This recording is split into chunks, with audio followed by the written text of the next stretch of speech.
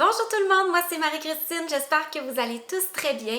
Je vous retrouve aujourd'hui pour un épisode un peu de trucs et astuces en lien avec le tricot. C'est un sujet qui m'a été grandement demandé et que je voulais aborder depuis longtemps, c'est-à-dire comment modifier un patron de tricot existant. En fait, je vais aborder avec vous aujourd'hui des modifications simples que n'importe qui peut faire à un patron de tricot de base, soit pour adapter le projet à vos goûts ou pour adapter le projet à votre morphologie, car on le sait, ce ne devrait pas être vous qui s'adapte à votre tricot, mais ce devrait être le tricot qui s'adapte à votre corps. C'est le meilleur moyen de se sentir bien dans sa peau, dans les vêtements que l'on crée de nos mains. Juste une petite chose avant de continuer, je voulais simplement vous mentionner que c'est beaucoup plus facile de modifier un patron qui se tricote du haut vers le bas. Ça va être plus facile de l'adapter à votre morphologie et de lui apporter les modifications de votre choix, étant donné que vous pouvez l'essayer au fur et à mesure. Moi, bien sûr, la très grande majorité de mes patrons de tricot se tricotent du haut vers le bas. Je trouve que c'est tellement plus agréable et plus pratique. Autre chose, c'est beaucoup plus facile d'y aller aussi avec un patron qui est plutôt simple, majoritairement en jersey, parce que lorsqu'on a un nombre de répétitions de mailles ou un motif plus complexe à prendre en considération, ça peut devenir rapidement très compliqué. Donc, on débute par des patrons simples en top-down. Donc, on va aborder aujourd'hui les modifications de col, de manche et de corps. On va y aller par la logique du haut vers le bas. Donc, commençons tout de suite avec les modifications de col. Une question qu'on me pose souvent, c'est est-ce qu'on peut venir modifier le patron d'un tricot qui a un col rond, comme par exemple, j'ai mon pull croisière ici là, qui a un col rond, pour venir en faire un col en V. En fait, c'est faisable, mais c'est quand même assez compliqué. Ça nécessite quand même plusieurs notions de design et plusieurs calculs assez avancés. Donc, je pense que vous êtes mieux vraiment d'y aller avec un patron qui a déjà un col en V, si vous voulez un col en V sur votre pull. Mais si vous avez un patron avec un col rond comme celui-ci et vous voulez quelque chose d'un petit peu plus ouvert, ça se fait très facilement et ça, je crois que n'importe qui peut le faire. En fait, il faut juste comprendre un peu comment est dessinée l'encolure de notre col. Si c'est un patron que vous commencez directement en rond, en montant, mettons, un certain nombre de mailles que vous joignez tout de suite en rond et que vous débutez soit le raglan ou le yoke comme cela, ça va être compliqué de venir élargir le col. Mais si par contre, c'est un patron qu'on débute à plat et qu'on vient joindre en rond ici, ça se fait très facilement de venir ouvrir votre col. Il y a plusieurs façons que vous pouvez le faire. La première façon, je vous dirais, qui est vraiment la plus simple, c'est de simplement venir tricoter moins de côtes. Comme ici, j'ai un col double replié. J'aurais pu faire simplement, comme mettons, 5 rangs de côtes et venir rabattre les mailles très rapidement.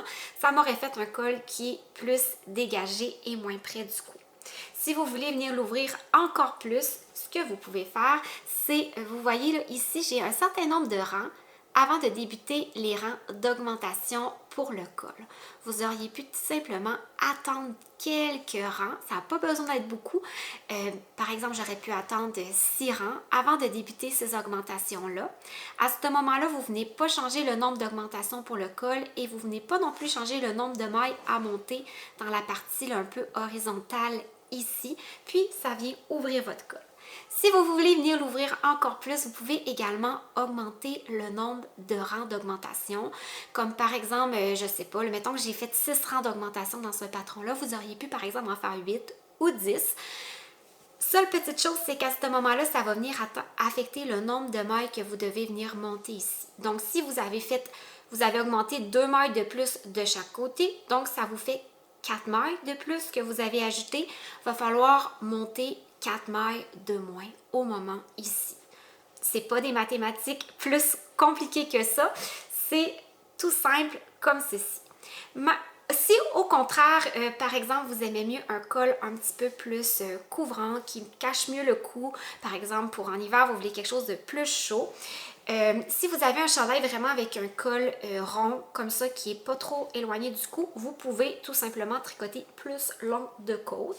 Vous pouvez venir faire un col double qui recouvre un petit peu plus, ou vous pouvez, sans replier les côtes, venir faire vraiment comme un col montant ou même un col roulé. Il faut tout simplement tricoter plus long de côte et vous allez y arriver. Surtout si c'est un chandail qu'on tricote en top-down comme ceci, c'est vraiment facile de venir l'essayer au fur et à mesure pour voir qu'est-ce que ça donne. On n'a pas de mauvaise surprise à la fin. Au pire, dans le pire des cas, vous avez juste un col à détricoter et à recommencer. C'est vraiment pas une modification qui est trop compliquée à faire et vous pouvez expérimenter de ce côté-là sans avoir peur d'avoir un chandail à recommencer au complet. Prochaine modification que je voulais aborder avec vous, c'est celle des manches. Ça, je vous dirais, c'est vraiment des modifications faciles que vous faites peut-être déjà, mais si c'est pas le cas, sachez que c'est très facile. En fait, ici, j'ai un chandail avec une manche qui est droite, mais avec simplement des diminutions juste avant les poignets.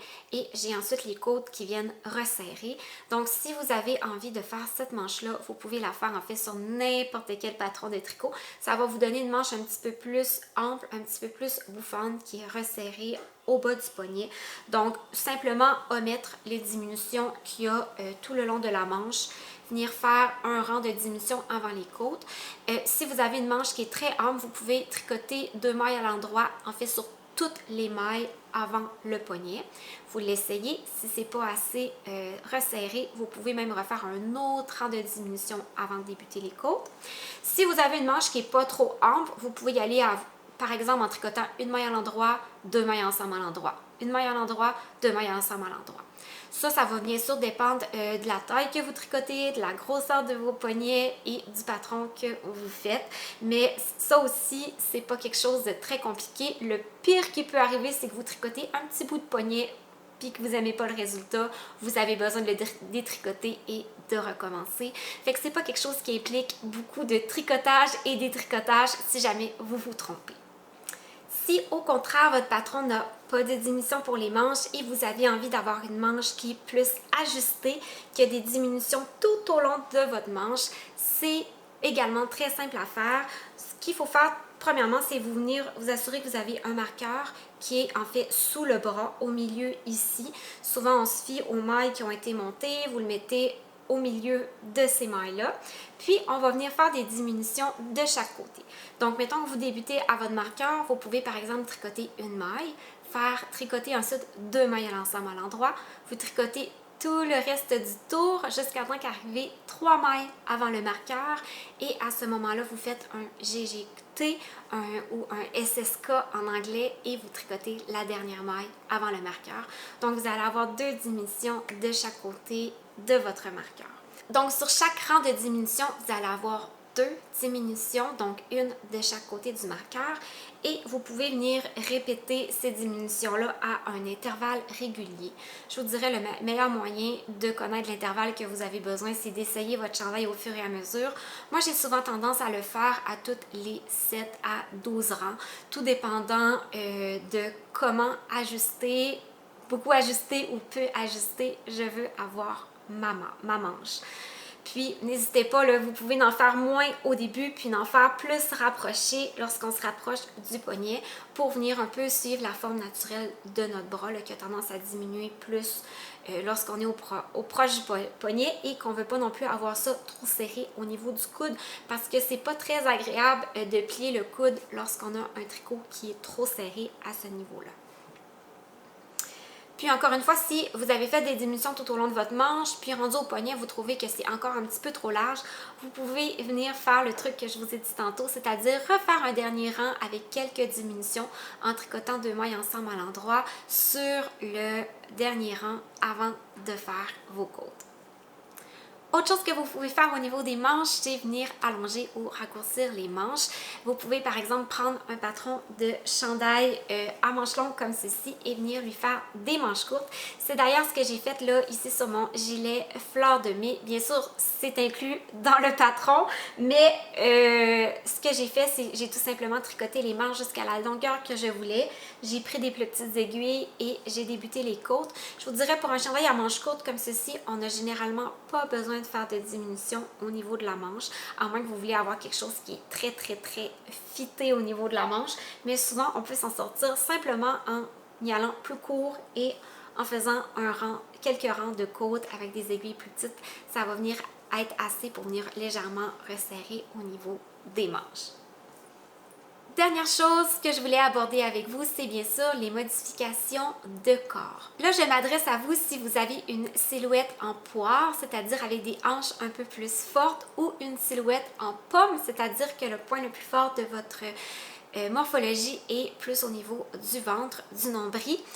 Ça peut être très flatteur pour vous de venir ajouter des augmentations tout au long du corps. Donc, au lieu d'avoir un chandail qui tombe droit, comme ceci, vous allez avoir un chandail qui est légèrement en ligne A, qui va aller en évasant légèrement. Ça va être beaucoup plus flatteur que d'avoir quelque chose qui va venir vous serrer au niveau du ventre ou des hanches. Bien sûr, si vous tricotez un chandail qui est très oversize, qui est très ample, probablement que vous n'aurez pas besoin de venir ajouter des augmentations, mais si vous avez quelque chose qui est un petit peu plus rapproché du corps, ça peut être vraiment utile pour vous et flatteur de venir ajouter quelques augmentations pour venir élargir votre chandail. Donc, comment faire? Si vous avez un patron tout simple en jersey comme ceci, le plus simple, c'est simplement de venir placer un marqueur sous chaque bras de chaque côté.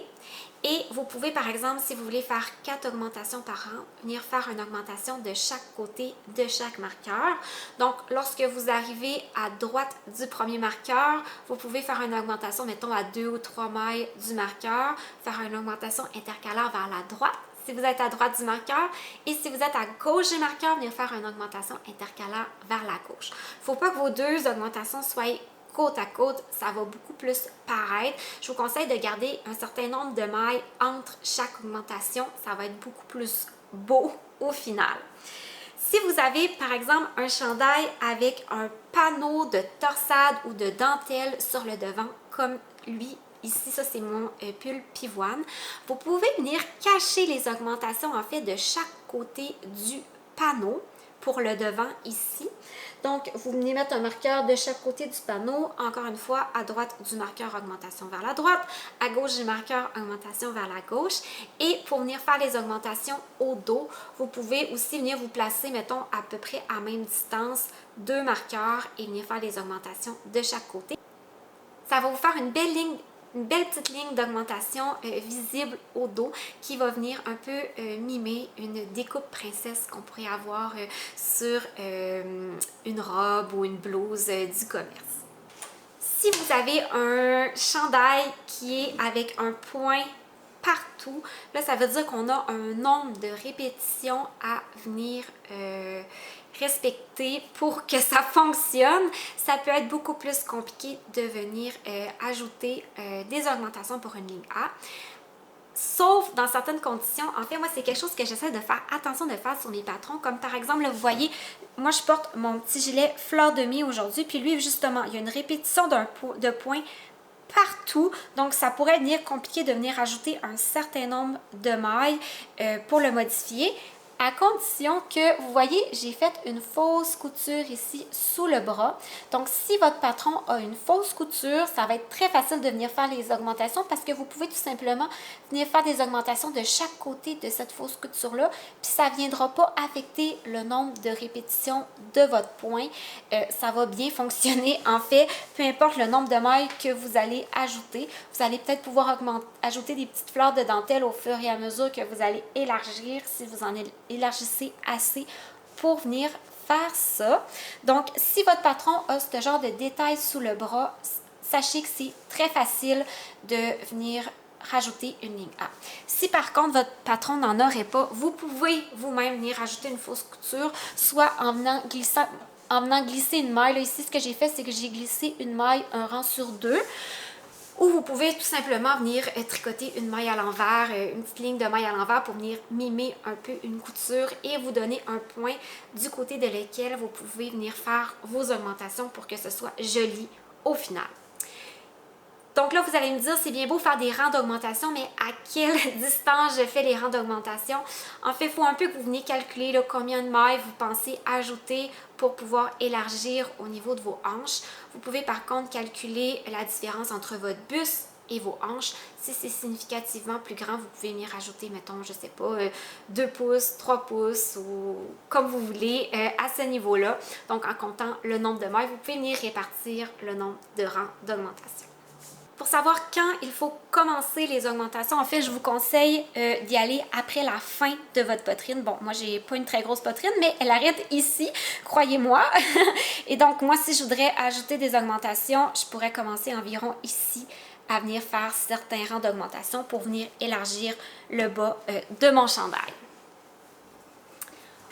Autre chose que vous pouvez faire, si en fait la largeur de votre chandail est correcte, mais c'est simplement les côtes que vous ne voulez pas qui viennent trop resserrer au niveau de vos hanches, vous pouvez venir camoufler des augmentations dans votre premier rang de côtes.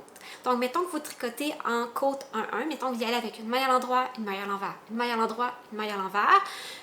Mettons que vous êtes rendu à tricoter une maille à l'endroit, vous pouvez faire une augmentation tout simplement. Donc, mettons, je viens de faire une maille à l'envers, je viens pour faire une maille à l'endroit, je peux faire une augmentation intercalaire, que ce soit vers la gauche ou la droite, ça n'a aucune importance dans ce cas-là. Je vous conseille simplement de faire le même type d'augmentation tout le long de votre pull.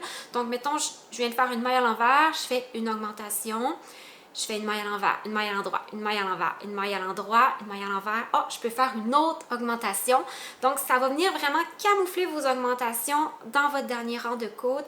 Ça va faire en sorte que vos côtes vont moins resserrer et vont venir tomber un peu de la même largeur que votre chandail. Il ne faut pas non plus trop en ajouter pour ne pas avoir des côtes qui vont venir évaser, mais je vous dirais une petite recette simple que vous pourriez y aller, c'est mettons faire une augmentation à toutes les 10 ou 12 mailles. Ça pourrait être bien juste assez pour venir ajouter un petit peu de volume à vos côtes pour que ça resserre pas trop. Donc voilà, j'espère que cette vidéo va vous avoir été utile et surtout qu'elle va vous donner confiance en votre capacité de modifier des patrons de tricot. Sachez que la première fois que vous allez faire des modifications pour adapter un patron à votre morphologie, ça va peut-être vous demander plus de réflexion et de temps, mais sachez que si vous tricotez beaucoup pour vous-même, vous allez finir par vous rendre compte qu'on finit par toujours faire un peu les mêmes modifications sur chaque patron et que ça va vraiment devenir quelque chose d'intuitif que vous allez faire presque automatiquement sans trop réfléchir. Donc je vous souhaite bon tricot, à la prochaine, bye bye!